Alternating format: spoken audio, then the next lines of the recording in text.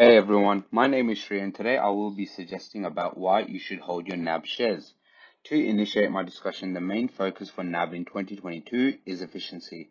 Not only is NAB trying to be more efficient, but when it comes to the workplace productivity and decisions, but they are also trying to minimize costs.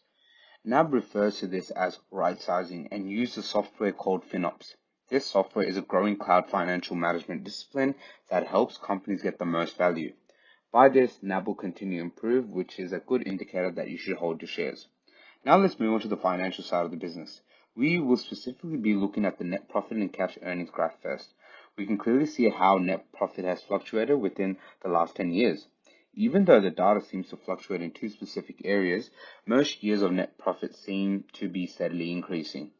Those two areas of lower than normal figures are probably the only two weaknesses which one of them impacted more than just NAB.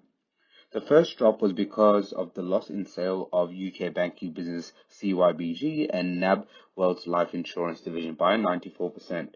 Nonetheless, this was not necessarily a bad news for the investors, which I will explain later. Second drop was because that was the year when COVID-19 hit and had started to spread to multiple nations, which made most businesses come to a halt.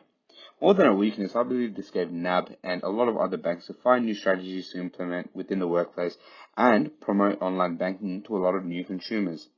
Thus, improvement on cash flow is being continually applied within the company. This is evident when the figures rocketed in 2021, the year after COVID-19 hit.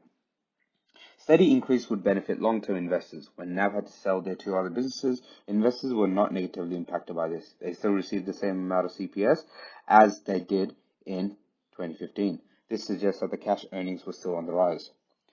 This is something that most investors expect from a company that is able to generate a steady cash inflow. It allows our investors to instill trust within the business strategies and decisions. Cash earnings in 2020 had tremendously been reduced.